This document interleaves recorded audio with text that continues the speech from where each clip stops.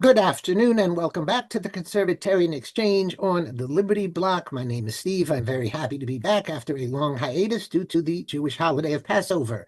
Welcome Ed and Dick and Mike, and hopefully another Ed joins us.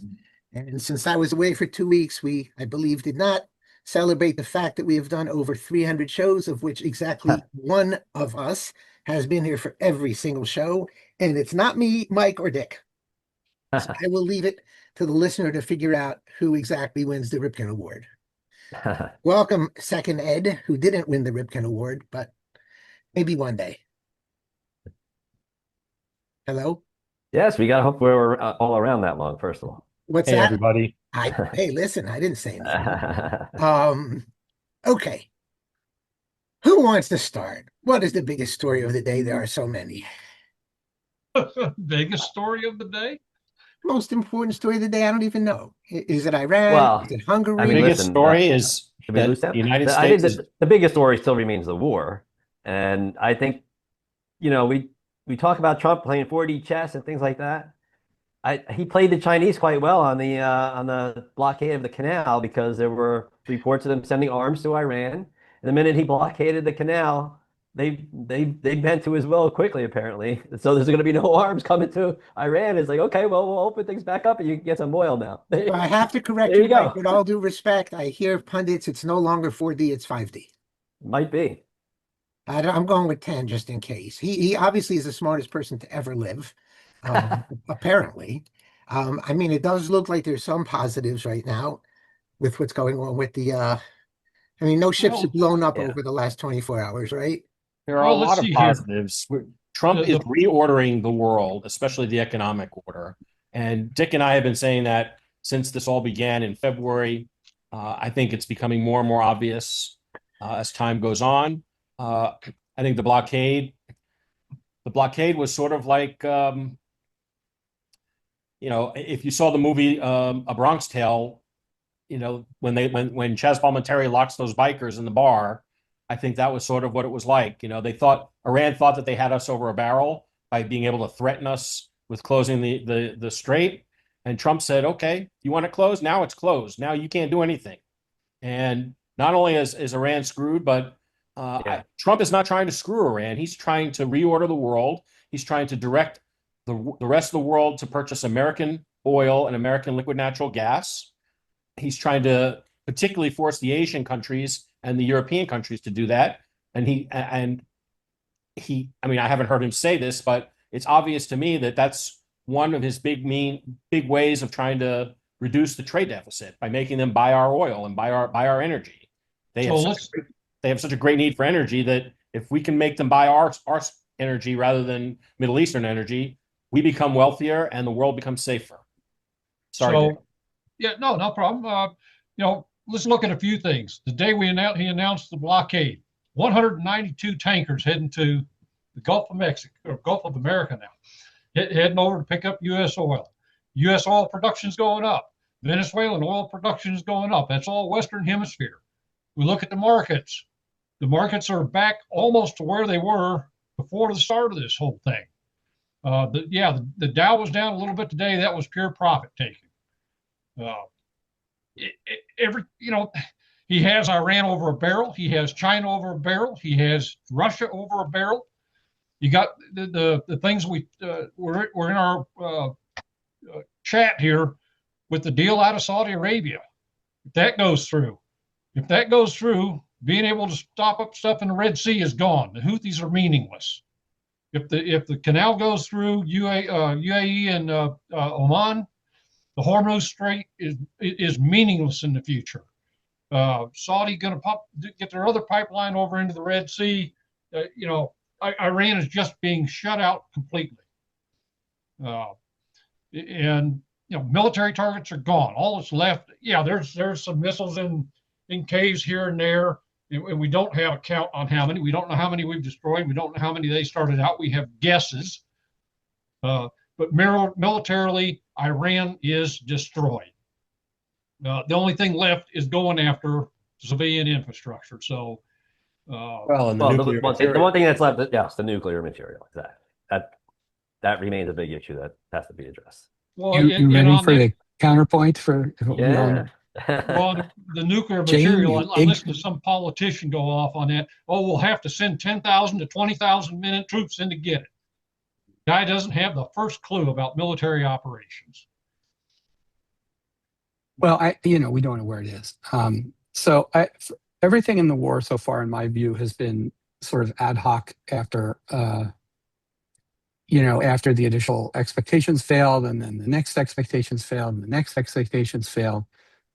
The Iranians closed the strait to Allied shipping, but were letting their own shipping go, and Trump, who was spooked by the markets, let them do it for a while. Now that we have a ceasefire that's kind of holding, he's decided to block the strait for Iranian shipping.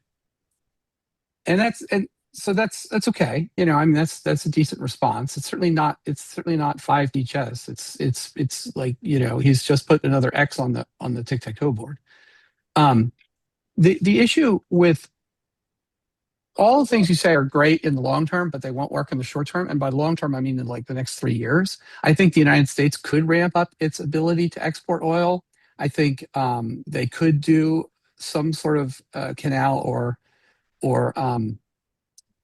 pipeline to Oman. I think they could expand the distribution capability in the Red Sea. I think people could build more super tankers.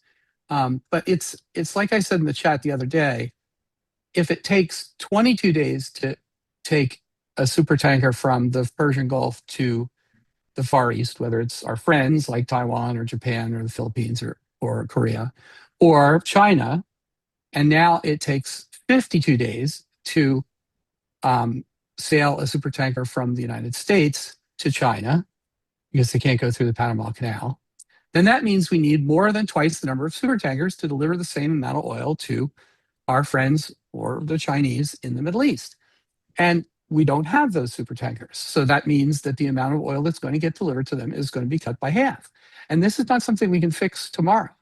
The same thing with all these super tankers going to the Texas and Louisiana oil terminals. It's like your faucet. The fact that you have like 8-gallon jugs sitting on your kitchen table, your faucet only pours water at the same rate, whether you have 4 jugs or 8 jugs or 16 jugs. And our faucets, our oil faucets, are only available at a certain rate. So we cannot right now make up for the 20 million barrels, or the 15 if you count the Red Sea stuff, the 15 million barrels that are being blockaded. We can make 1 or 2 million up by like turning the spigot up really far, but we can't make it up. And what this is going to do is eventually lead to higher oil and gas prices. Trump's trying to do everything he possibly can. The other thing is that these tankers that are going to the United States are empty. And so it's like when you do your groceries, you go and buy eggs, right? And there's 12 eggs, and you use 2 eggs a day. And you expect that you're going to get a new egg shipment or go to the store and get new eggs when you have like 4 eggs or 2 eggs left. But if the egg store, the supermarket is blockaded, like once you run out of eggs, then you don't have any eggs anymore. And what we've seen, like I saw a chart today, and Sal Mercogliano's What's Going On with Shipping channel, that the amount of oil that is being delivered has just started to go down. It's not going down to zero, of course, because there are other sources of oil, Venezuela and the United States and other places. But it's starting to drop precipitously. Like they managed to hold all the balls in the air for like a month or a month and a half by doing magic stuff. But the balls are going to start falling right now. And I think the only thing that we have on our side is that China is going to suffer. I think he just froze Go out. silent. Ed, you just froze out. Don't ask how. That's weird. I assume some of us disagree on the facts of that we're not going to run out of oil, or what? Yeah, there's some disagreement, but I'll let Mike jump in first. No. I mean, Ed doesn't realize we can't hear him. Yeah. Oh, he's going to come back. I messaged him. Okay. Hopefully he'll be back shortly. Technical difficulties. Please proceed. Yeah. I mean, I asked Yeah. weeks ago when all this started, why is this affecting the United States at all when we have plenty of our own oil? And I got some type of an answer, but we have enough oil for Yeah. ourselves, which I still don't understand why gas is up $1.20. But how much oil do we have for the world? And at some point, whoever wants it is going to have to pay for it, right? So the reason Right. prices went up is real simple. Oil is an international commodity.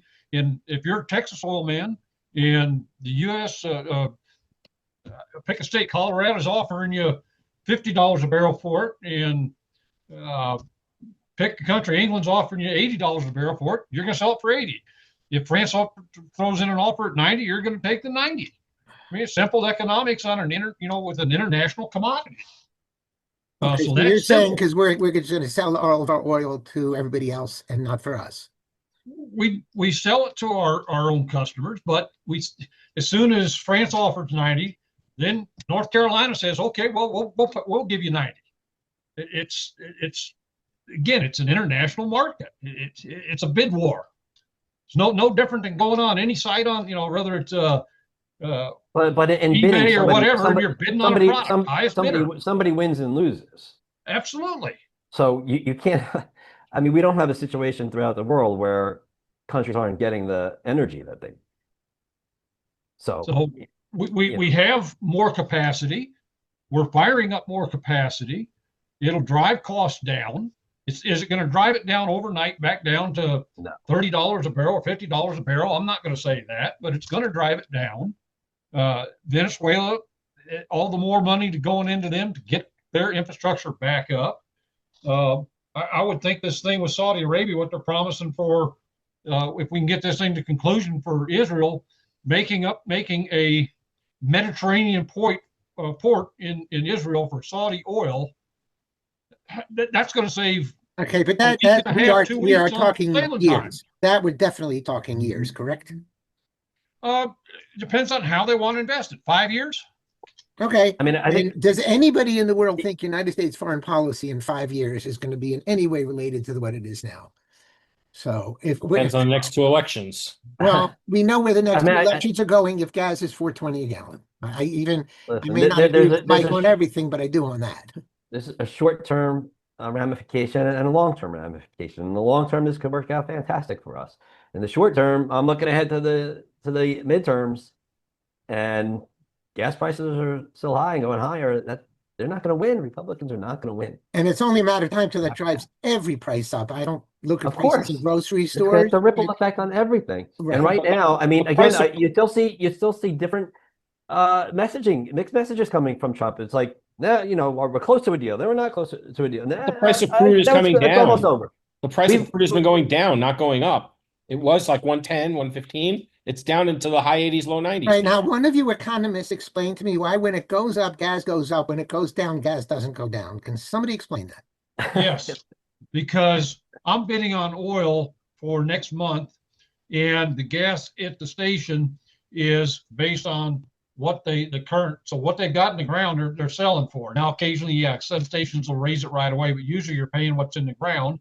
No, there's that's a not delay how on it the other works. Jim. end. With all due respect, the price jumped up immediately and kept climbing and climbing and climbing very, very quickly. The minute they hear war, the price goes up 30, 40 cents a gallon. So it doesn't Yeah. work that way. It's like when there's a storm. And the minute They're they hear it's gouging. coming down, they wait a very, very long time till they They're lower. gouging, Stephen. Don't you know? I don't know if there's any other way. I don't understand it. If it can go up overnight, it can go down overnight. And it sure as heck doesn't seem to be. Now, personally, do I mind spending another $1.40 a gallon? I'll survive, and it's probably worth it. But I don't think the tiny middle that determines Congress, which is basically 2 seats, is going to hold for that. And as we've said before, if we lose Congress the end of this year, the whole game is over. If that is the end of the game, then America gets what they deserve. You mean like New York gets what it deserves and California gets what it deserves? And yes, that's exactly. And Virginia gets what it deserves. Yeah. Game over, though. So Did I none miss of the this is debate on the gonna, NPV? none of this is going to matter a hoot. That's the problem. No. Am I too Hell late no. to debate the No. national popular vote? No, we didn't. No, get too that yet. early to debate the national popular vote. I got into one of the more vicious fights with Laser at like 3, 4 a.m. this morning local time. Okay. Do you Are want you to? your brother's keeper? Do you want to explain what it is we're talking about, national popular vote, and why you're bringing this up? Yes. The National Popular Vote Compact movement started a few years ago. It seems to be almost fully a leftist movement, though they probably claim they're nonpartisan. And it's to brilliantly, in a novel method, subvert the general electoral college system. Currently, each state is given a certain number of electors for president. It's the same as their 2 senators plus all their congressmen. So the states with more population have more power. But because Democrats almost always win the popular vote, except for the last time Trump won, and I think like Reagan. So of the last 10 elections, I think only like twice the Republicans won the popular vote. Democrats do better Bush with that. won it in 2004. Yeah. Okay, so Bush, so so three. did his father. Okay. But I think currently Democrats have a little bit more as far as popular vote. But anyway, what's interesting is each state currently has their own popular vote election, and then it's winner take all. All of the electors from that state. So for Virginia, it's like 11. For Florida, it's like 20. Maine 30. and Nebraska have a modified. Yeah, they split for congressional district stuff, but pretty much every state is like winner take all. The national popular vote election essentially says if America won't go to a popular vote, we're going to do it with our state by passing a state law, which is technically constitutional, a state law compelling all of the electors to vote for the winner of the national popular vote, which is just weird and it's really hard to wrap my brain around. But that would mean that in Virginia, it doesn't necessarily matter for the 11 electors from Virginia for president. Whoever wins the national popular vote, which would probably more likely be a Democrat, all of the electors will from Virginia, regardless of which party, which nominee wins Virginia, Right. all the electors will vote for that nominee. Yes. So Virginia the other day Virginia signed is that not- bill. Virginia is not It's a- required to hold any election, though. The legislature could just appoint Right. electors Yeah. the same way that they used to appoint senators. Yeah. And just, Yeah, just one exactly. caveat is the compact doesn't kick in unless there are, I believe, the 270. Oh, okay. I guess I missed that part. So the states, What does that mean? 18 What did states have you say, passed Mike? it. It doesn't kick in unless they have enough. I believe it's the 270. If I'm not Electoral mistaken, votes. the number electoral votes. Correct. That's And right correct. now they have 222 because now there's 18 states that have passed it. Yeah, 18 states, 222 electoral votes. But you're saying right now it's dormant. None of the states are doing it. No, there's a trigger in the law. It has to hit. Right, the it only 270. matters if it matters. If they get enough states, then there's no more presidential elections. That's all. And this is where I'm going to fight you again. Call me unpopular and the crazy communist and laser called me off just stuff last night. I think again I was against it, and then I went to their website, and I think they quite frankly have good arguments. The national popular vote currently, right now in New York, your vote doesn't matter at all for president. If once this passes, the popular vote in the United States, your vote does matter because you're one human, one person, one vote throughout the U.S. What And does then that your mean? vote Your matters. vote matters. If you lose, it doesn't matter. But if Okay, you vote for Mike. the winner, it matters. Okay, either I'm crazy or No, y'all he are is just- correct. A vote in New York for a Republican is a total waste of energy, 100%. And New York Whereas will once we have the never NPV vote- system, Jersey. it's different. But then What your is- vote matters. how does my vote? He does have a Right vote. now- because New Jersey- my vote counts New towards Jer- a okay. total. Right now in New York, my vote is absolutely worthless. Right. New York will never ever vote Republican electors. Mhm. So if he's right on a national basis, it adds Okay. one. And on So a as far as state basis, president, it so adds just nothing. POTUS, right now, there are like 50 million Republicans who are disenfranchised. California, New York, New Jersey, Connecticut, Massachusetts. They're essentially disenfranchised, practically speaking. This NPV system, for all its flaws, will reenfranchise them as far as the POTUS election. That's what all I'm So- saying. So It disenfranchises every small state in the union. No, it doesn't. They each, every person, one vote. And this is why I got in a fight with Laser. I said, I also, again, nobody wants to protect Wyoming from California more than me. I love Wyoming and hate California. And that's what the U.S. Senate is. The U.S. Senate, that's where it really matters, obviously. Wyoming is as strong as California, and leftists hate that. As far as POTUS, it kind of makes the most sense. One person, one vote. Well, it's up I to don't think it makes the Constitution most set sense. up for the electoral Well, that's college. if you want to trash the Where each federal state system. had their own elections. Well, but we are trashing the It's all trash, and again, it's all going to fail federal anyway. And system by the is way, trashed. because of this, secession's going to happen because this doesn't make it better; it makes it worse. No, it's in a way, it's a little more realistic because my vote would count. That is a really interesting point. Your vote doesn't count in New Jersey, Mike. You don't have to bother voting in a presidential election. 0 No, points. Stephen, I think it's exactly the opposite. All it does is ratify the power that New York and California have in their own states and expands it to the entire country. how? by allowing their large majorities to rule all the states in the union. No, I think he's making a very good point. Like this, there are literally millions and millions of Republicans whose votes count for zero. And this would change that. Put it this way, right now, practically speaking, there's no point a Republican nominee going to LA to campaign, or Chicago or New York City, because there's nothing to be done there. You get 1 million votes extra, it does nothing for you. It's wasted energy. With the NPV, Republicans can go and campaign and get a few 100,000 or a few million votes in LA and Chicago and Same in DC. Maryland. What are they saying with the redistricting in Maryland and in certain other states? They've redistricted Republicans out totally, so that even though Republicans are 30% of the vote, they're going to have nobody in Congress. So that's gerrymandering. That's a whole other issue. Steven, there's a flip side to this too. Let's say you live in Virginia, right? Let's say it all comes down to Virginia one year, right? Mhm. And the Republican candidate wins Virginia. He gets over the top and he would win, but he doesn't win the popular vote. Now they switch it around, and now Virginia sends their electors to the Democrat, and the Republican doesn't win. There's a flip side to this too. All I know is he's asking. Then you would be disenfranchised. So if you're not asking. If Ed P is in Virginia and he voted for that Republican candidate, Mike, you're dodging one very simple question. not dodging. It's a legit. When is the last time your vote in New Jersey had any influence whatsoever? I understand your This is point. backwards. I'm trying to enfranchise I my. understand your point, but let I'm me presenting say to you something. a specific scenario that could happen. I'm trying Yeah, to that help you. could something. happen, but it does This is- happen in every It happened presidential in election. Florida. Okay, Look but at no. in Florida with George Bush. Let me say it like this. Sorry, okay? Ed Maslis, go ahead. This is not hypothetical, okay? If you have a national popular vote, you're saying that that's going to lead to Republicans going and campaigning in LA and New York City and some of these other places. But what it's also going to do is make it so that nobody, Republican or Democrat, is going to go and campaign in any of the small states because there are no votes there. And that's going to make it so that only a few states control presidential elections. Correct. Well, I mean, and also, The last time I looked at the Electoral College, that is the reality. The Democrats start with 220 electoral votes for anybody to No. go to the polls. No, Republicans can forego California and go and campaign in Wyoming and North Dakota. But right now, Republican nominees don't go campaign in Wyoming because they don't have to, because Wyoming is already do. red. I mean, look at Trump. and not just and not, all those it's not just about Midwestern a practicality. It's about whose voices are going to be heard. I think he's making a very good you're point. My making it voice that- is not heard. You're making it that 95% of the country's area is not heard. That only a few, like 5 to 10% of the country, gets to rule everybody else. Right Then now, how no, much is one of those heard swing states. now? Right now, it's all Pennsylvania There's and not Virginia. one Republican in Maryland, New Jersey, New York, California. Not Those are one state Republican vote is issues. ever You're heard. not talking about. We're talking about a presidential election. Right, and Yes, none of and those for voters POTUS, are heard. most That's what states he's are saying. relevant. They are. There are 5, 10 swing states, maybe. I think he's making a very Yeah, but interesting it point. changes. It changes. Florida was a swing state. Now it's not. Right. Even Virginia. I mean, look at Trump winning all the Midwestern states. What's You guys that? all know me very well, but for the listeners who are listening for the first time, welcome to the show. I'm a voluntarist. I really don't believe any coercive government should exist. I only believe in voluntary, consensual, interactions with people.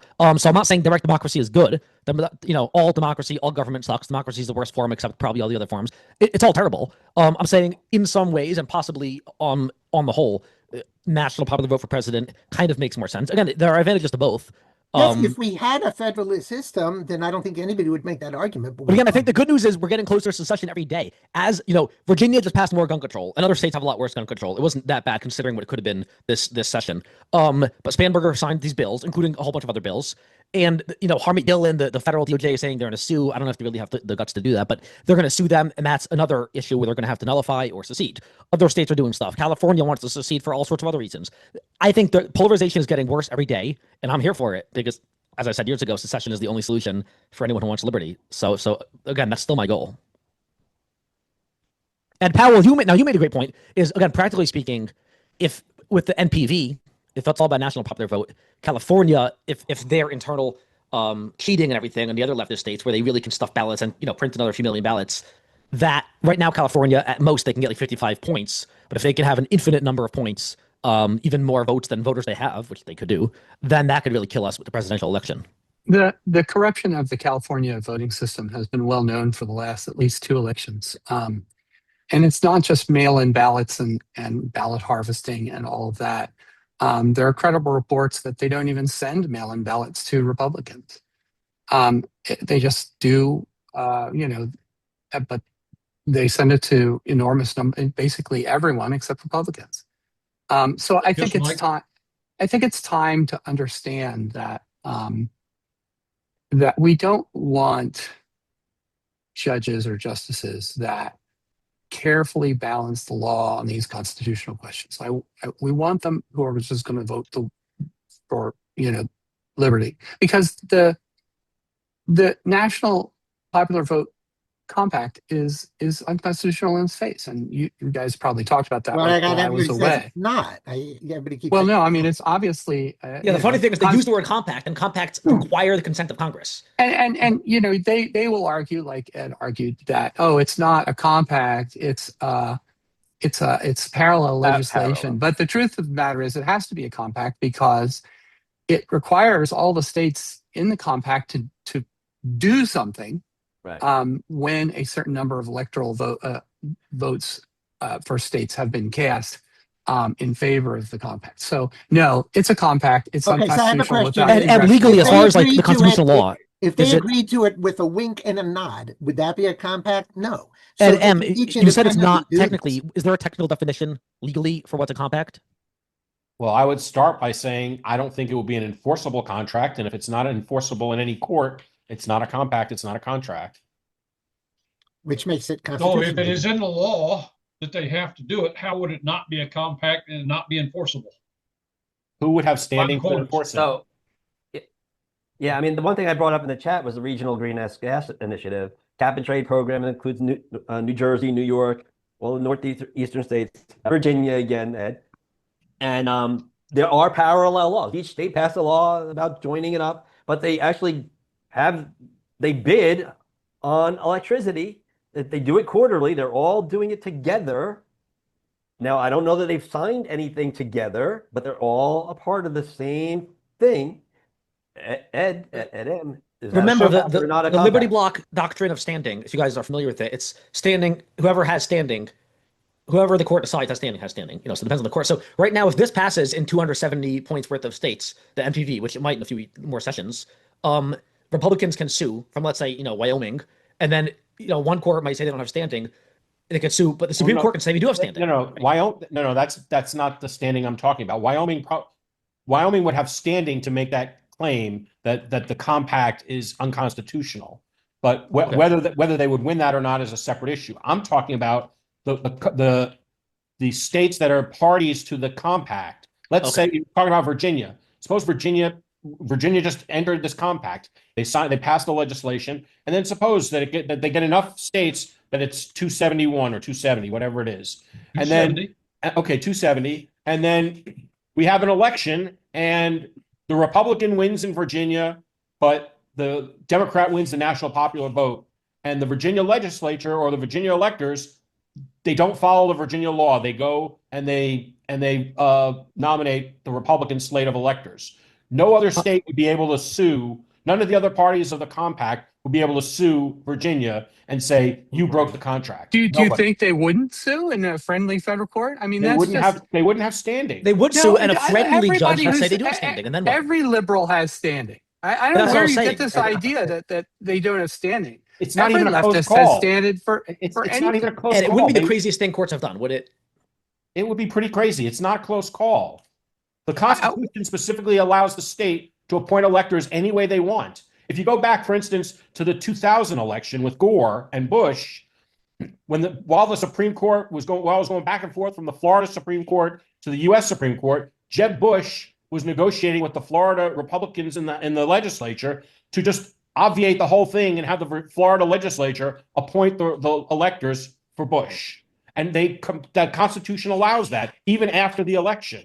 Yeah, So- I mean, but that was then, and this is now. Do you really think that if something like that happened now, that the legislature comes into special sessions and overthrows the election, and do you think that a federal judge would allow that? I mean, that's destruction of democracy, our democracy. Yeah, to save democracy, it's worth. I mean, doing it's anything. like- start by saying who would be able to challenge it.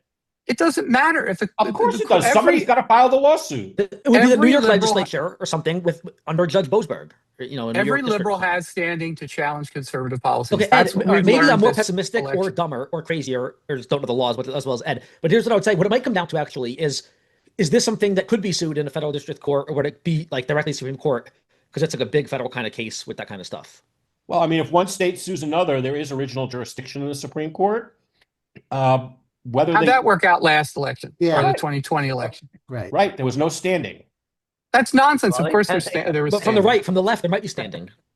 Right. Yeah, if the same lawsuit was filed by California against Texas, damn right they'd have standing. I think, Ed- I mean, the Ed, you're two-paragraph usually the one who says don't underestimate anything they are capable of. Just like last week when we were talking about them, trying to go after Trump for war crimes and people in the administration. that's the theory of You can't put standing. anything past. You can't put In order to anything have past them. standing, you have to be They able don't to show care. a concrete injury. What is They their don't care. concrete That's what we're injury? saying. They don't care. I They're think getting what the you're- wrong president. I think And you're they violated their mistaking. contract compact. I think you're mistaking the fact that conservative judges tend to follow the law, not always, tend to follow the law and the Constitution, and liberal judges just basically rule in favor of their side. Now, there are a couple exceptions on that ladder, but not too many. And, Kagan slapped down Jackson the other day because Jackson's just an idiot, right? But like, that's the whole point. It's like, yeah, That's Kagan racist. is an educated, deeply intellectual Go that far. leftist. And so she will vote for the leftist policy 98% of the time. Jackson's just not an about idiot. policy. It's just, I understand all what you're all saying. I understand that the courts will bend over backwards to find standing for lefty plaintiffs. I'm saying this situation is not even close. You wouldn't be able to bend over backward for it. There's not even an argument for there to be any injury. Ed, after what we've seen in the last few years with federal district court judges, literally like Babylon B, enjoining President Trump from blinking and coughing and sneezing, would it be Okay. crazy if they did this and I mean, yes, anyone can be a complete can completely ignore the law. If that's your argument, then we have no law. We shouldn't be talking That's about not, that is his argument. That's exactly what Then we shouldn't be Boasberg talking did, about and that's whether why it's they keep slapping him down, and he keeps doing it. That then is we should the be real talking about whether argument. it's constitutional or not, whether it's a contract or not. If your position is there's no law, then let's stop talking about law and just talk about I think, did I Of not put course. a article in the show note that made that exact argument that we have no law in this country? And Boasberg does do Yeah. whatever he wants, no matter how many times he's slapped down, and what he says is the law until he's slapped down. So I think we are way past that. Whatever a So judge Ed, said is the law. it's interesting, Ed. I was just checking X, and there was a story that broke within the hour that an attorney for Trump who helped devise Trump's strategy to overturn the 2020 presidential election has been officially disbarred by the California Supreme Court. it's warfare? I mean, it In does- war, you do what you can to It's kill the Republican. Yeah, I mean, right. So Rudy they will- Giuliani was they will do likewise. anything. Rudy Giuliani was likewise disbarred. Yep, I think a bunch of Okay. lawyers were disbarred. I So- mean, it's ridiculous. What's your point? That there My- is my no point law. is- That's It's a They- war. exactly- They they fight are- dirty war. they will and- do anything, right? It's war, and they will do anything to win. Standing Okay. be damned. So then start advocating for war. No, well, some of us have been advocating for Right. secession for a long time because of that, because the law is whatever a liberal judge says it is until he's slapped down. What was the case last week? I don't think you guys discussed it because I wasn't here. Another horrible gun case. The Supreme Court said, no, we're just not going to bother with it. That was the public transportation. Right. And the Supreme Court says, no, we don't really feel like being bothered with that. And that's it. So there really is no law. It's whatever a judge happens to say it is. And the Supreme Court, occasionally makes a good rule on guns, but most of their attitude is, "Will you gun people just shut up and go away?" I mean, that's their attitude. They have a fundamentally federalist position on the Second Amendment. The Second Amendment to them means only what the states say it means, and to a certain extent, that wouldn't be a half bad idea if the Republican states could do the same thing on all sorts of things, which they are not allowed to do. So, No, if they'd be allowed to do it. They don't try. Let's Sorry, try guys, to- we have Trump protecting the Second Amendment. He said he would totally reverse all of Biden stuff, and he's going to protect the Second Amendment from us, except for bump stocks. Wait, what's Well- that? He's keeping the Biden DOJ anti-gun stuff, and they're still targeting those with pistol braces and receiver rule stuff and ghost gun stuff. Oh, maybe Trump's not that great at that either.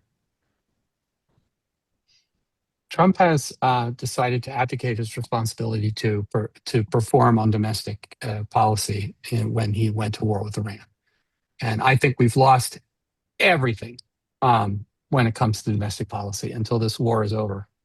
And if the war is not over, or if the war goes badly, ends badly for the United States, then Trump is a lame duck immediately. You've been did saying you this see war's there- going badly for us from day one. I don't get it, Ed. Because the win condition is the Strait of Hormuz is open and free flow of traffic, and Iran has no nuclear capabilities. And guess what? We haven't achieved either of those. So yes, it's going badly.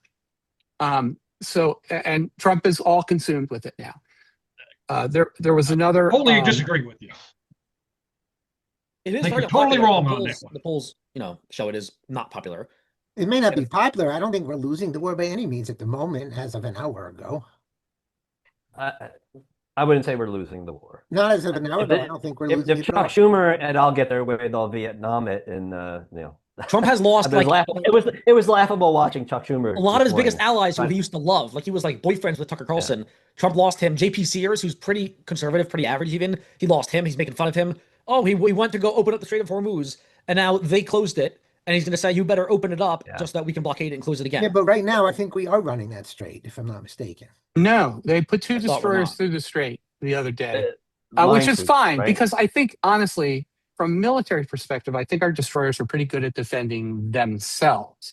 What they are not particularly well suited for is defending convoys. And that has to do with the type of defenses the destroyers have and the nature of convoys being kind of spread out. Like in the Atlantic in World War II, you would have a convoy and then 3 or 4 frigates or So, destroyer Chuck, escorts around them. What is looking, the role of the of the destroyer in the carrier battle? What is its And that's number one role? yeah, some are more Subroc and some are more Azra. But yeah, I mean, Their role is to defend the carrier. It's no defend the different carrier. than defending a dang tanker. Yeah. Okay. So yes, if we took a destroyer squadron of 4 destroyers and surrounding a tanker, yes, we could defend that tanker. That's not what convoys are. The convoys were 3 or 4 destroyers defending 20 or 30 or 40 ships in the Second World War. And that's the only thing that would allow us to actually open the strait. And we can't do that because of the nature of the enemy and the nature of the defensive capability of the destroyers. It's just physics. Okay, what do you So- think Iran is going to do to an oil ship? You think you're going to blow up an oil ship? They've blown up a bunch of ships that tried to run the strait. I think it's like 12 that got. Okay. It got Do you think they would attack an American warship? I think they would, and I think they I would don't lose. think they will. No, they would definitely attack an American warship. And the good news is that the American warships are able to defend themselves I don't against think they're whatever. going to attack an American warship because I think they know Trump is nuts. And I don't think they want to face his wrath if they do that. That's just my guess. They've already faced this wrath, and they've come out Yeah. like the regime's basically intact. The So, regime's intact, the country's in shambles, and every one of them knows they're on the chopping block. So I just don't think, whether I'm a fan of Trump or not, I don't think he'd take kindly at this point to them attacking American ships. Maybe I'm wrong. I don't think so. why are all of yeah. our ships like 600 miles away in the Gulf of Oman? I mean, are they there? They ran these 2 destroyers the other day Because after they're there the to ceasefire. blockade Iran, aren't they? No, they were scared. They had to get out of range. I don't know, I just thought they They're not 600 miles away. In fact, we've got Every- destroyers every- inside the Arabian Sea. Every report that I've seen from the open source intelligence people says they're 600 miles away from the strait, because and they're that's- afraid. basically. The American Navy is afraid of Iran. I must be missing something because they don't have a navy. I thought, and they They're- don't have an air force. They're afraid of the existing missile and drone capabilities that have not been destroyed. They've been lessened, yes, but like I said, I put this in the chat. The number of drone attacks on the day before the ceasefire was still 100, and the number of ballistic missile attacks the day before the ceasefire was still 40. Now, yes, this is less than the 500 and 200 of the first day, but it's not 0. And that was on the last day before the ceasefire. And you know what would happen if there was no ceasefire? They'd fire another 100 drones and another 50 or 40 ballistic missiles on the next day, and another on the next day. You know why? Because that's what they've done for the last 3 or 4 weeks. Their missile capability is not destroyed, and their drone capability couldn't possibly be destroyed because they're impossible to find. You could just knock out their power. I mean, if you wanted to, you could. Wow. You know. Yeah. Okay. So Yeah, let's take at the this- United at this States. point, it's not just the approach of attacking them militarily. It is the economic pressure now that's being put on them because Exactly. if they can't sell any oil, they are going to starve. They're going to have nothing. They're going to have nothing. Yeah, So I that's mean, if where they I think that's attack where I our think Trump is electricity- saying. That's where I think Trump is coming from, where he's saying, "Oh, I can see it's almost over." Listen, there's still mixed messages, in my opinion. I prefer that he doesn't say it's almost over. Let's just surprise us and let us know when they finally bend to our will. But I think that's what's going on right now is he's opting more for the economic pressure and hoping that that's going to do them in for good. I I hope assume that the Iranian electrical grid is just as fragile as ours. Ours is really fragile. Like there are places in America's electrical grid that if you attack, it'll take a month, 2 months, 3 months to replace it. Well, guess what's going to happen with no food and no, electricity? 100 million people are going to die. So, like, Yeah. yes, if you do that to Iran, you will get mass death. And I don't know whether that would change the calculus of the IRGC or not. They don't care. They obviously don't care about the Iranian people. All they care about is their power. So I don't know. Well, Ed, last week we talked about Tom Kemp's suggestion about arming the people there. You weren't on. You didn't get a chance to weigh in on that. I still think that that's something that we should be looking at in a very smart way. But right now, we've been at this for 6 weeks. There's still no evidence of an uprising. So I feel like I'm kind of in between you and the other guys a little bit. I don't think we're losing. I think this becomes a loss if there's no end in sight. That to me is where I he would loses love on to. it. I would love to arm the Iranian opposition, but there isn't any. You know what I mean? That's the problem. There's got to be something. Well, nothing organized. If you dropped AR-15s to like every person who hates the regime, I'm not sure that they would coalesce into a resistance movement. I don't know. Maybe I'm wrong, but I like mean, they were would there love a few for them months to do ago, it. weren't they? I mean, there's Yeah, they all no got slaughtered. there's no remnant of the Iran that existed before 1979. It's all gone.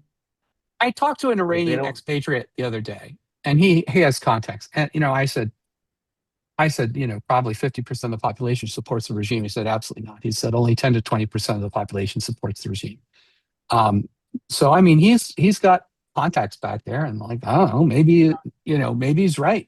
Maybe the regime is extremely unpopular. He said everybody his family talks to is like hopes the Americans and the Israelis will pull this off, and like we all hope the Americans and the Israelis pull this off. I just don't quite see how it's going to happen.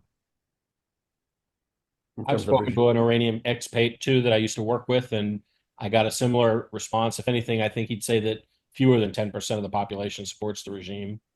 He says he told me that everybody he knows there, and he's been to Iran many times, even since I've known him, everybody there, he says, is hoping that the Americans topple the regime. Yeah, I mean, we the all hope Americans that. not the message they got from the beginning was go take it yourself. Yeah. Yeah. And I don't With see what? anything there's Spoons? nothing being done to facilitate it, as far as I can tell. I mean, if 90% of the Iranian people hate the regime, then this shouldn't be too hard of a task, considering the state that they're in. Trump has also been. My understanding is that we've dropped leaflets telling people to stay indoors and stay in their homes. So Okay, but for So- how long? Like, how long are they going to do that? I don't Once know. the But you're regime's asking why haven't they overthrown or risen not? up? You're asking why they haven't risen up, and that might be the reason why. I don't know. I mean, I can understand what you're saying, but that sounds wrong-headed to me. Like, sooner or later, you got to take to the streets. Well, I fight. mean, Trump is trying to avoid civilian casualties, so he's trying to tell them to hold off until he tells them it's time. Until we're done with bombing, he's going to tell them to stay out of the damn way because he doesn't want to be hitting. Iran's got all these targets, all this Yeah, military again, it's targets mixed inside. messages. We've accomplished all our goals, but then we haven't accomplished all our Yeah. goals. Guys, can we Um, switch yeah, topics? I don't Could we know. beat Iran to death if we Well, could beat them this yeah, much? you want to talk about the Pope? No, we could talk about the Pope. Yeah, okay, talk about the Pope. Then I want to talk a little bit of Hungary. Talk Oh about my the Pope God. as our Catholic expert. Well, I mean, listen, I don't want to be called an expert. Hey, if I Listen, could be a obvious- Jewish expert, you could be a Catholic expert. Listen, You are a Jewish expert. Okay, come. listen. I mean, I'm not fond of the way Trump goes about things, as you guys know, from time to time. It really it makes it hard to support him. And when you go doing a full frontal against the Pope, I tend to think it's not going to really win you any fans. But that being said, I understand where he's coming from, and I understand how, you know, the Pope, the last two popes, in a lot of ways, we don't like the messaging that's coming out on things like immigration and now about the war. And I do believe that this Pope is not being forthright when it comes to the history of the Catholic Church and how there have been times throughout history where Catholics have had to rise up and fight. And listen, I talked to priests in the past that say, you know, people are willing to die for their country, but are they willing to die for their God? I mean, it's not, What this is happened not to that something line that's about foreign. what happened to that render unto Caesar thing? Does that apply? I Well, think I mean, the story is that I understand is that a couple weeks ago, well, you know, last year, but also last year, a Democratic operative went and met with the Pope, and a few weeks ago, David Axelrod, who is not Christian and not Catholic, he's Jewish, went and met with the Pope. And and remember, the Pope's from Chicago. He has deep ties to Chicago. Axelrod's from Chicago. Obama's from Chicago. And the rumor is that Axelrod convinced him to speak out against Trump and against against yeah. the war and his statements and the immigration issue and whatnot. And now, why would a Catholic Pope meet with me, right? Why would he meet with a Protestant, right? Much less, Islam and Islamist. well, Axelrod's is Jewish, but still, Well, yeah. he's an atheist Jew, you know. But like, why would the Pope meet with somebody like that? You know, I mean, if Biden, I guess he's nominally Catholic, wanted to meet with him, Pope would meet with him probably. But like, why would Again, he meet with a non-Catholic? Trump would have been better served in his messaging to say, you know what? It'd be nice to have a John Paul II again, who was somebody that was against communism and helped the forces of freedom. And I think that message would have been one that people could have embraced somewhat. And the other thing was that what I was just kind of alluding to is this whole thing of embracing Islam. You know, Christians and Yeah, Islam, that's a little wild. Muslims can live together in harmony and peace. Like, what the hell are you talking about? I mean, you can't. Can you be really? That's stupid. I mean, come on. I mean, this is where Ask Carl Sturmer. that kind of stuff is where the Pope loses me. I'm sorry, like completely, like Yeah, he should kind of stay cannot be Catholic. serious with this kumbaya stuff. While these people are around the world that every day killing people, Killing Catholics, aren't they? taking over Western Europe and right in front of your eyes, including Italy. Okay, where there's problems. I mean, that to me just it's beyond belief.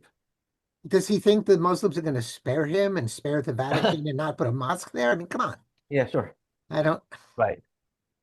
Just like the Muslims allow Christians to come in and pray in their mosque. You're going to invite them to come in and pray and They're going to put up their biggest thing is to put a mosque on top of the Vatican like they did on the Temple Mount. I That's mean, their thing. that to me is just really, it's hard to forgive. Wasn't the it. whole Crusades protecting the holy spots for Muslims, or did I miss something?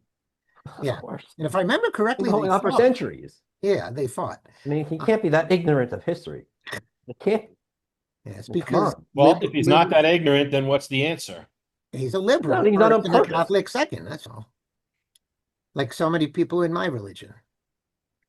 So, all right. Can somebody briefly explain what happened in Hungary and what does it mean for them and for us in less than 5 minutes? Well, they got Orban got increasingly corrupt.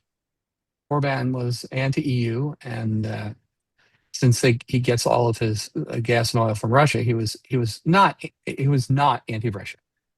And then, but he was increasingly corrupt, and so this person who used to be part of his party, Fidesz, formed another party called TISA and ran against Orban from the right. That is, Orban was allowing in too many legal immigrants. That's what he campaigned on. He was allowing in too many legal, guest workers from incompatible cultures, and he said, what we need to do is make peace with the EU because Orban's always taking them off. and we ought to crack down even more on legal immigration as well as continue to prevent illegal immigration. And basically he won a huge landslide. He won enough votes to be able to make constitutional changes. The only thing is that everybody thinks that he's just lying and that he's a globalist. And Well, he already did a whole bunch of things leftward, right? well, he hasn't been installed yet. But, Well, apparently he came out today and rejected the migration pact with the EU. yeah. Remember, he So- is a Fidesz guy. He's not like he wasn't pretending to be a member of Fidesz. He really was Fidesz. And the thing about Orban was, and this is a Hungarian acquaintance told me this back when I was in Hungary. The left dominated every institution in Hungary because, like most ex-communist states, the nomenclatura basically took over everything. And so he said that Orban took it all away. Like, he did a real regime change, like we need in this country, where he defunded all of the propaganda ministries, or fired everybody and replaced them with Fidesz people. He instead of like in the United States where 90% of the media is leftist and 10% is rightist, and that's the way it was in Hungary when he took over. Well, now it's 90% rightist and 10% leftist. He went through all the corporations and removed people who were anti him or anti-right. He kicked out all the foreign NGOs. He's the only one smart enough to kick out USAID before we all learned how corrupt USAID was. He did all these things and really made the institutional left unemployed. He took over all the universities. He kicked out foreign universities under Soros control. Like, he really did a regime change like we need to do in this country. But the problem was, as he was building up a new elite, a new rightist elite, by giving them all government contracts, allowing them to make a lot of money, that sort of thing, he ended up reaching too far and became corrupt, and everybody knew he was corrupt. And that's the real problem. He didn't want to give up power. He didn't want to turn over power to the next generation. So Magyar, the guy who replaced him, formed another party. But he campaigned on being more to the right than Orban. Everybody thinks he's a leftist and a traitor because of all the people who celebrated his win, the Ursula von der Leyen and the Barack Obamas and Soros. all the people defending Soros, all the people defending democracy. So we'll see. I mean, they could be right that he is a leftist, globalist plant, or he could turn out to be a rightist, and maybe not quite as bullying as Orban. I like Orban, right? I mean, I like the guy, but like I understand that when you get power corrupts and absolute power corrupts absolutely. So we don't know. Well, if they start changing the like, constitution. Sounds a little like what's happened with Netanyahu in Israel. Yeah, I mean, he's gone Yeah. after this war. He's definitely gone. There's no question. I mean, listen, I think we're all pretty much advocates of term limits.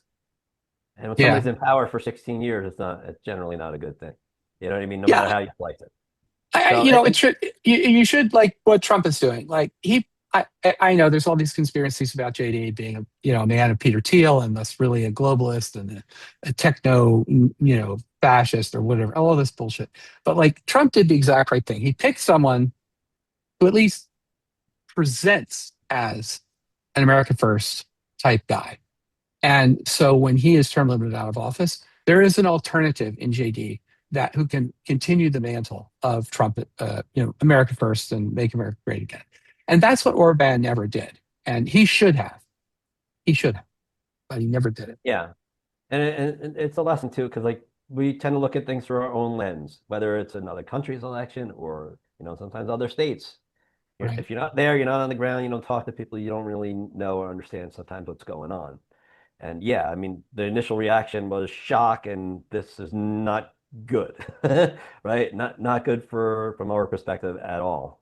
Well, I think everybody thought he was going to lose, but this losing in a way that PISA can do constitutional amendments without check, that was the shock.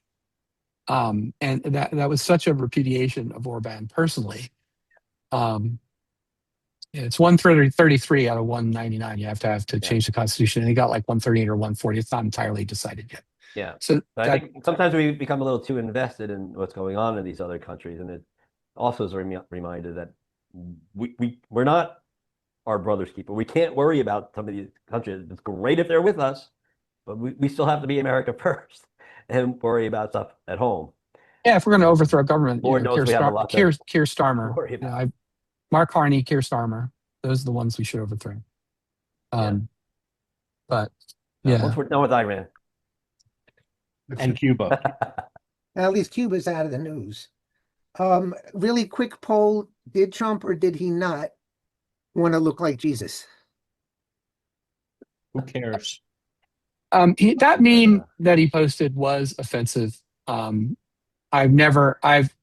the strongest Trump supporters I've seen on social media were like, this is out of control. Now Trump says, well, he was looking, he thought he was like a doctor and he was healing America. And that's not what it was at all. It was like raising Lazarus from the dead or whatever. So it could be that Trump knows so little about the Christian religion, Is that possible? You know what? which is true. He doesn't know anything about it. That he just thought it was a doctor. I mean, there was a nurse next to him. So I don't know. It just proves, Ed, what a janky country we have become at this point in our history. We certainly have. Janky. We are janky. You know what I'm talking about, right? Yes. Michelle Obama. Yeah. And we are a janky, not Yankee, a janky country. We are, I guess, disorganized and.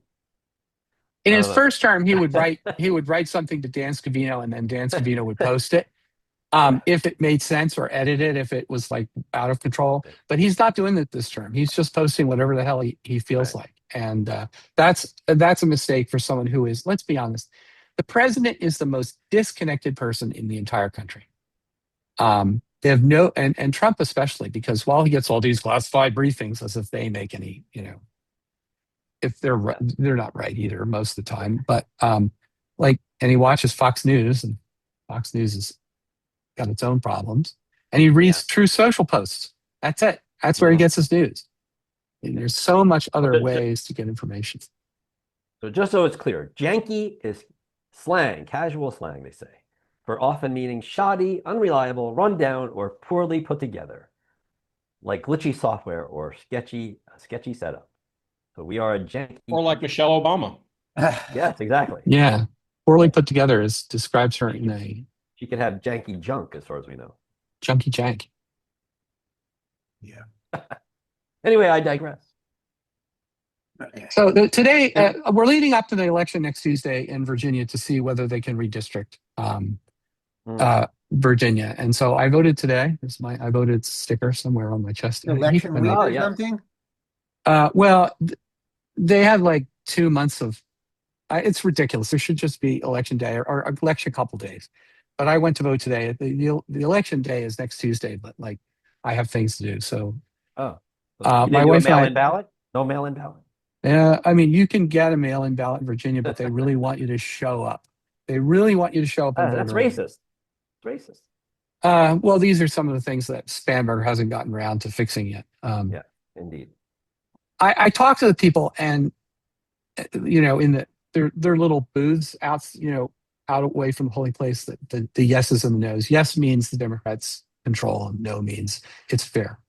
So I talked to the no guy, and he said everything he's hearing from the party and from news reports has it 50-50 right now. So we don't really know how it's going to go.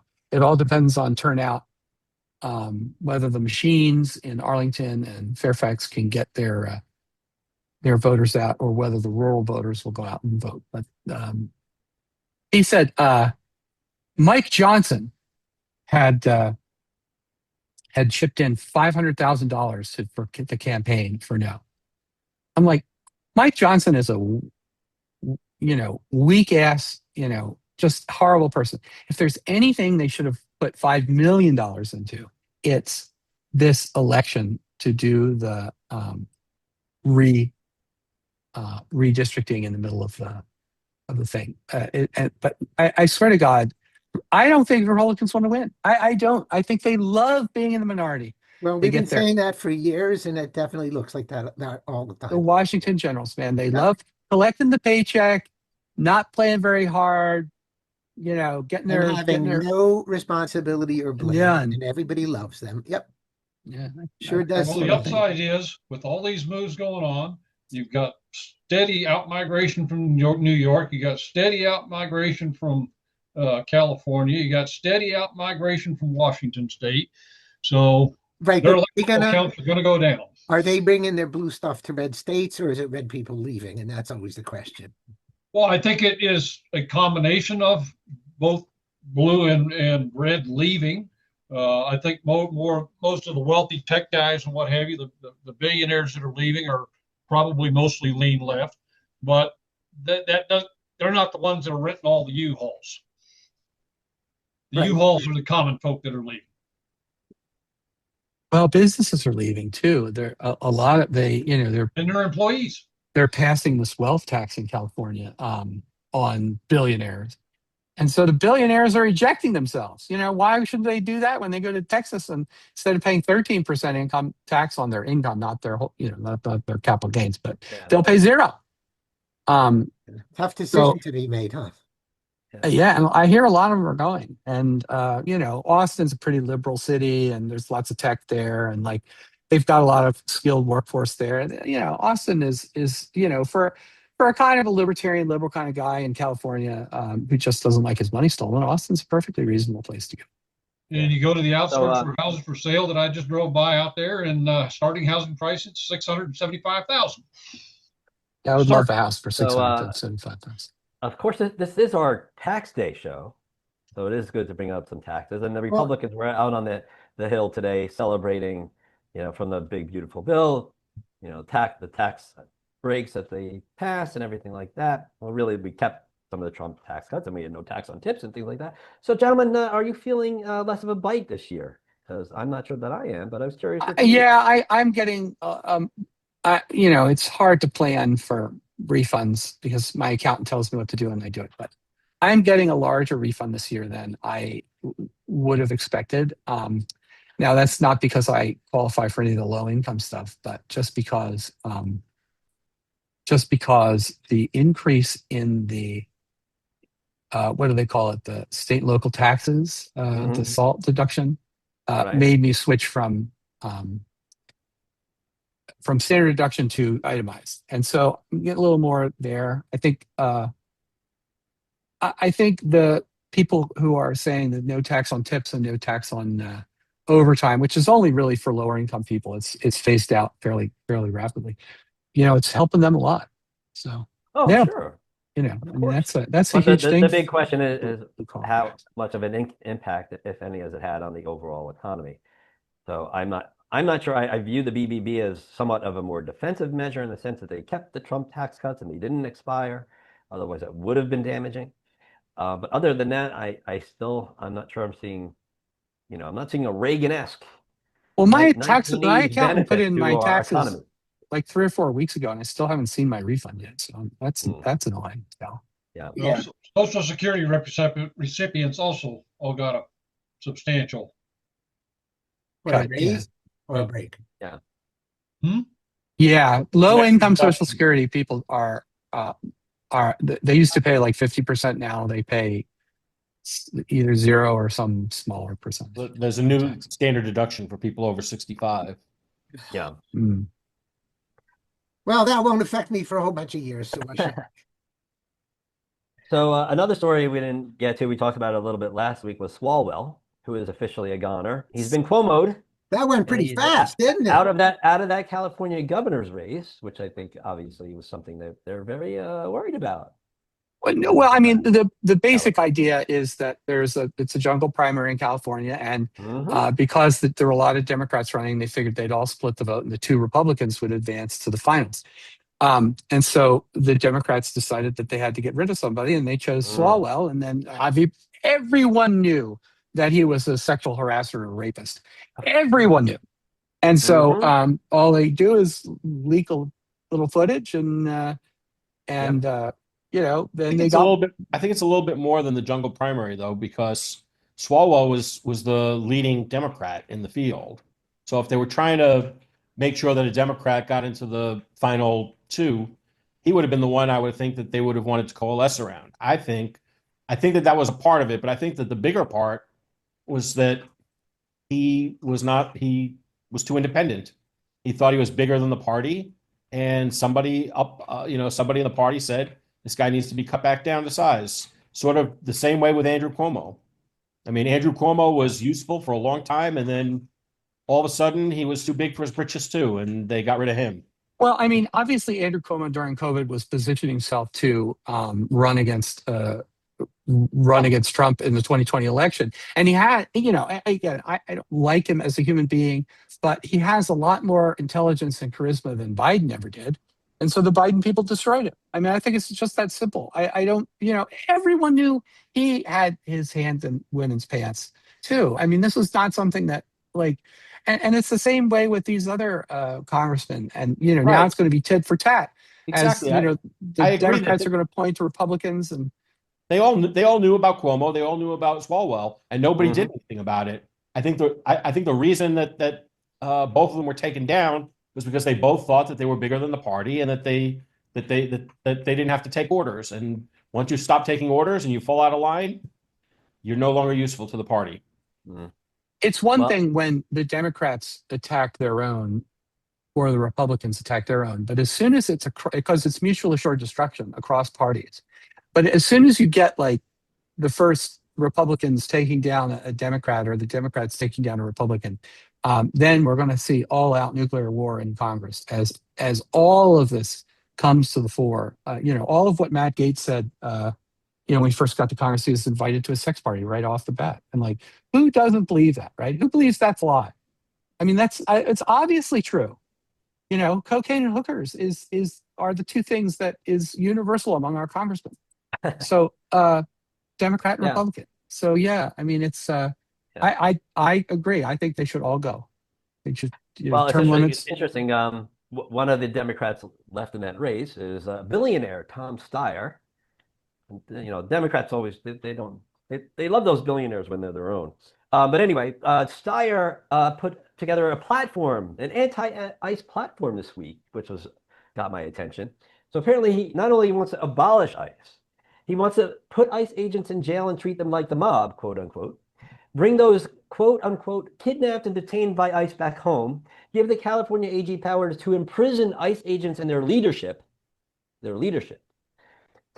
wants taxpayer-funded legal representation and support for illegals, and to ignore the SCOTUS ruling that allows them to use race language, job, and location information to contribute to reasonable suspicion for immigration Mike? arrest. I don't want to cut So you there off, you but you go. could have just said he's a moderate. Why don't you just say that? Sanctuary Steyer. So there you go. But he's not the part there that's golden is putting ICE agents in jail, imprisoning them, and going after their leadership. So that goes all the way to the top, right? We know who that is. So I'm sorry Alu had to leave us because this all is part and parcel of the secession movement to a certain degree, because California needs to just break off and go into the sea. Yeah, well, our buddy from the secession movement wants to come back on, so we'll have him back on too. Yes. I wish And we could think, push them into the sea, and he's begging us to do it. So Yeah. And I think that the last big issue that came up before the show was the fact that 6 Rhino Republicans voted for the Somali temporary status continuation. Among them, let's name names, shall we? I think I had it here somewhere. Let's see. Nicole Malliotakis was one of them. I may have lost it. yeah, wasn't There- she there were- supposed to be a real Republican in New York or something? Yes, and was going to run for governor and dropped out for some mysterious reason we don't know. So I think I might have lost it, but there were 6 Republicans that voted with the Democrats to pass that bill. I am shocked, I tell you, shocked. Hmm. Yeah. That's what I got. Unbelievable. Dick, got anything quick? Well, there was a story just popped about some more documents declassified and put out there. I don't recall if it was by Gabbard or by what's his name over at CIA. Any rate, that suggests that the documents show collusion between the Clinton campaign and the CIA and the president, in that case, President Obama, prior to the election ever occurring, that the Clinton campaign was working to create a Russia collusion narrative to take down Trump before the election ever occurred. So it's going to be interesting to see those documents. I just was looking for, trying to pull them up. Yeah. It doesn't, more and more comes out about the unbelievable corruption of the last administration. Will anybody ever pay in a real way? I mean, we had to pay taxpayer dollars to Mike Flynn for what Biden did to him, right? How does that make sense?